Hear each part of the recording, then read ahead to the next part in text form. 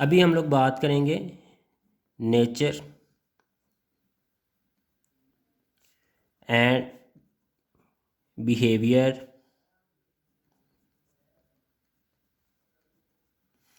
Of balances.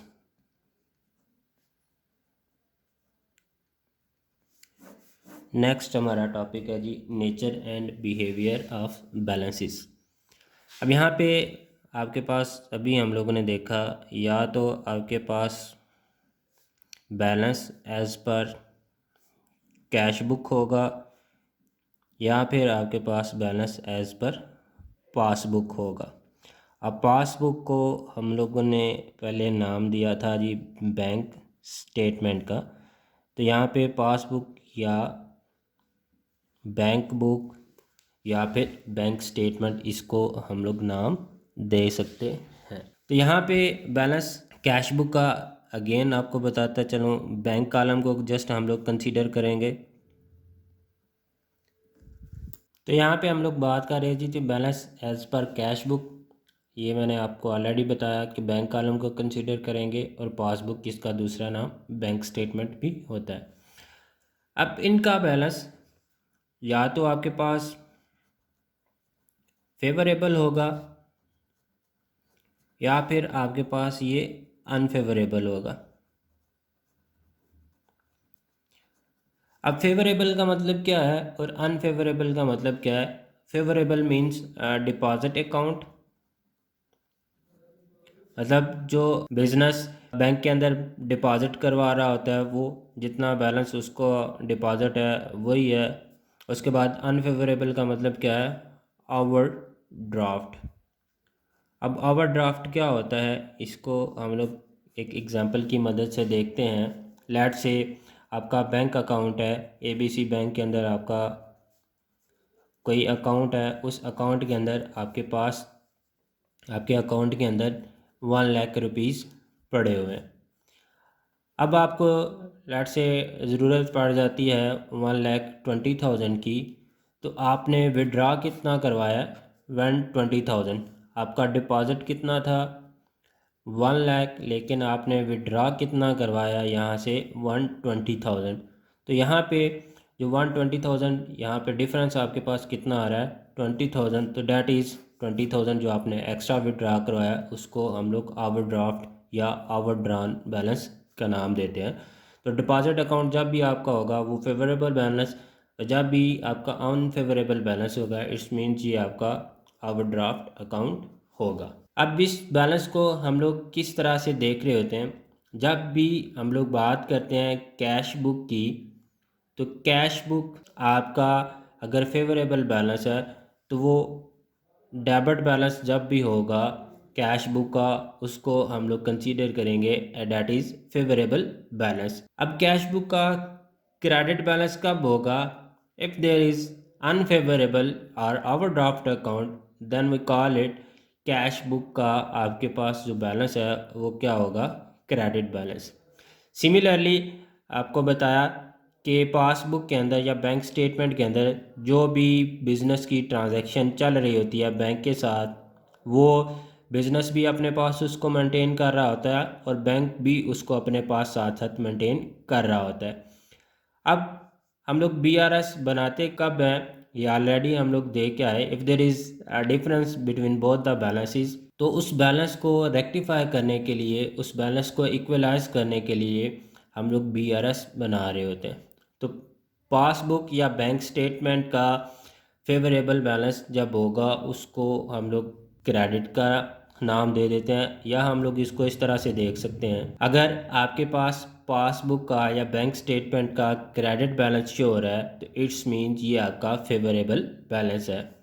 अगर आपके पास passbook या बैंक स्टेटमेंट का अनफेवरेबल बैलेंस शो हो रहा है या ओवरड्राफ्ट अकाउंट है तो ये आपके पास डेबिट की फॉर्म के अंदर आपको शो हो रहा होगा।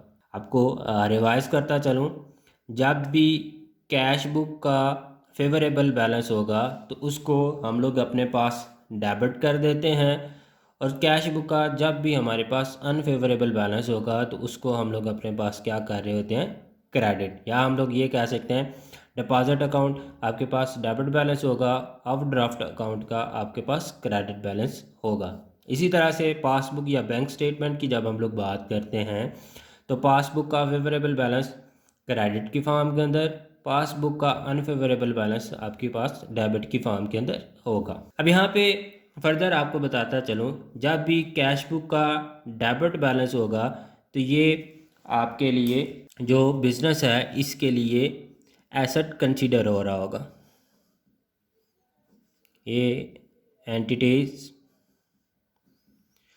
एसेट है डेबिट बैलेंस, और जब ओवरड्राफ्ट अकाउंट होगा कैश बुक का तो ये एंटिटी के लिए क्या होगा, एंटिटीज लायबिलिटी, तो ये लायबिलिटी कंसीडर होगी एंटिटी के लिए। इसी तरह से पासबुक का या बैंक स्टेटमेंट का जब हम फेवरेबल बैलेंस होगा या डिपॉजिट अकाउंट होगा तो ये बैंक के लिए बैंक्स लायबिलिटी कंसीडर होगी।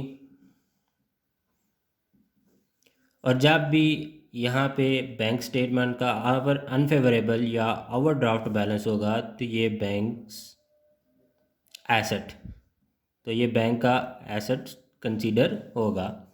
होप सो ये चीज़ आपको क्लियर होगी।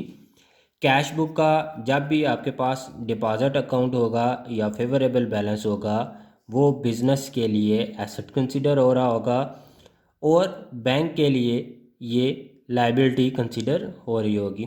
इसी तरह से जब भी बिज़नेस का बैंक कॉलम का आपके पास बैलेंस अनफेवरेबल होगा या ओवरड्राफ्ट अकाउंट होगा तो वो बिज़नेस के लिए लायबिलिटी कंसीडर हो रही होगी, लेकिन सेम चीज़ बैंक के लिए या बैंक स्टेटमेंट के अंदर वो बैंक के लिहाज से एसेट्स कंसीडर हो रहा होगा।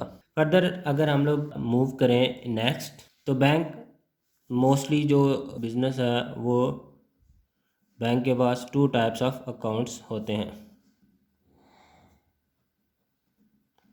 अब वो अकाउंट्स एक को हम लोग नाम दे देते हैं फिक्स्ड और टाइम डिपॉजिट अकाउंट, और दूसरा बैंक मेंटेन कर रहा होता है जी डिमांड अकाउंट।